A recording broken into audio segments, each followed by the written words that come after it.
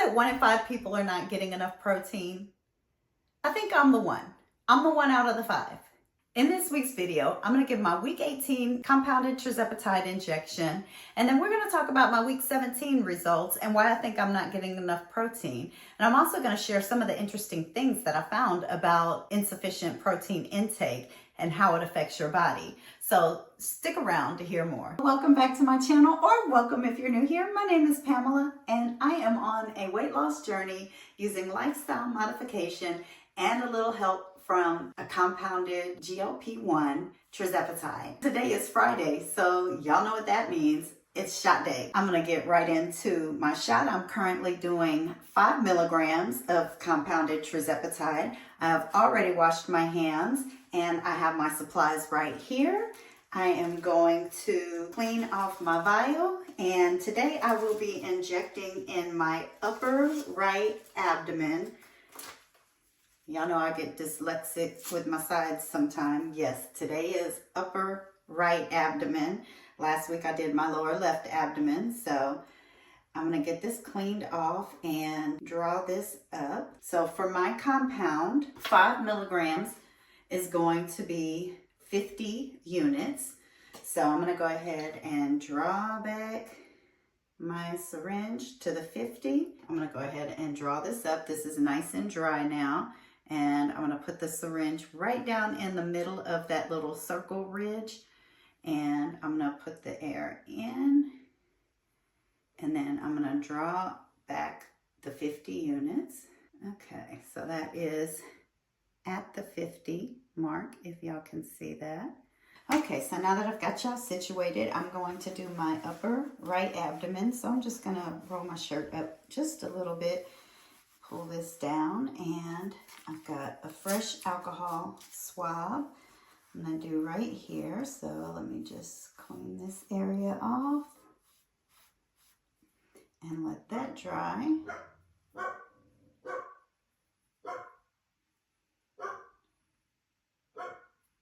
I'm sorry guys, my dogs do this all day long. Okay, so this is dry. I'm going to go ahead and pinch the area where I swabbed and insert the needle in.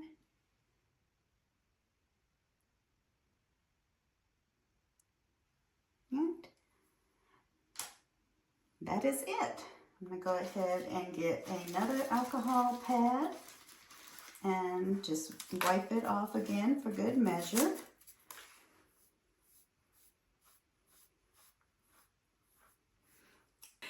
And we're all done. I'm going to get all this cleaned up, and then I'll be back in just a bit so that we can chat and talk about my weight loss results from this past week. So, be back. So when I weighed in at the beginning of my journey in November of 2024, I was 196.9 pounds. When I weighed in last week, I was 167.3 pounds. Remember, I was just shy of 30 pounds lost. So when I weighed in this week, I was 165.6 pounds. So that is a loss from last week of 1.8 pounds and a total loss since I've started using my GLP-1 injections of 31.3 pounds. So I am excited about that, and I just couldn't be happier. No side effects this week, nothing outrageous. One thing I did want to talk about, I guess I say no side effects, and I don't think this is a side effect of the medication. I think this is maybe a byproduct in a sense. I've noticed lately that my nails have been breaking very easily. And if you know anything about protein, you know that if you're getting adequate protein, usually your hair and nails are going to be growing stronger. And if you're not getting enough protein, then your hair and your nails will start to become brittle. And I was researching protein, and I found that one of the things, I guess a misconception or a misunderstanding of the daily allowance is I've always heard it's 0.8 to 1 gram of protein per idea of body weight. Well, the USDA and WebMD And a couple of other sites that I found said that it's 0.8 grams per kilogram of body weight, which is much lower than per pound. So if we're using kilograms, then it comes up to roughly about 0.36 grams of protein per pound. If I use that math, then that means I would be getting about 60 grams if I'm going by my current weight now. Because if I go by my ideal weight, it's even less. But if I go by my current weight, then that gives me about 60 grams of protein per day that I should be getting, which to me is a lot less than what I would like to get, and also less than what I'm getting right now. So I am going to stick with the 100 to 125 that I had calculated previously for the 0.8 to 1 gram per pound of ideal body weight. And currently, because I track my food every day, I use the Carb Manager app, and I don't plan on doing that for the rest of my life, but I want to do that now while I'm on this medication, still kind of ramping up. I'm not even 6 months in. So I wanted to do that so that I can get a better idea of what I'm eating now and how it's affecting me. And so on average right now, I'm getting anywhere from the upper 80s to about 90 grams of protein per day, which is less than what I would like to get. So normally they say if you get 30 to 40 grams of protein per meal, if you're eating 3 meals a day, then you'll get your recommended protein for the day, which 3 meals a day at 30 grams is going to be 90 grams of protein. Again, that's a little bit less than I'd like to get. I'd like to shoot for the upper limits, or even supplement with either a shake, a bar, something like that. Now, do you need protein supplements? Absolutely not. I know there's a lot of hype around different protein shakes and protein bars and protein snacks. I'm not knocking those, but if you're new to this GLP-1 journey or even any weight loss journey, I don't want anybody to think you have to supplement with protein shakes or protein bars or protein snacks. You absolutely do not have to do that. Even as a vegan, one of the creators that I love to watch, Simply Taisha, she is able to get her protein intake in being a vegan.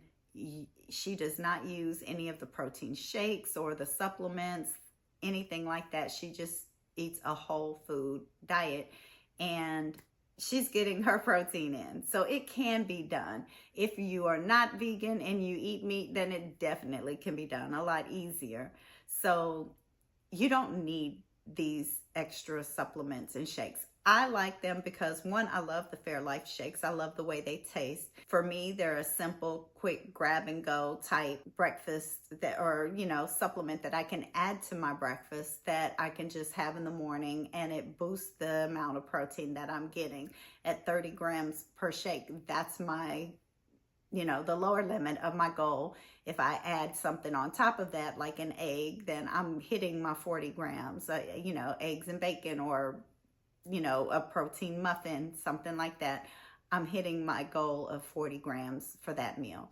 So for me, the protein supplements are just something to help along this journey. You absolutely do not need them, but if you're having a hard time getting your protein in, especially on these GLP-1s, because they curb your appetite so much, a protein supplement is fine. Because if you're not getting your protein in, there's a lot of things that are related to protein deficiency, and things that I wasn't aware of until I started doing some research on it. 1 in 5 people do not get enough protein, and if you're over 50, it drops down to 1 in 3 people.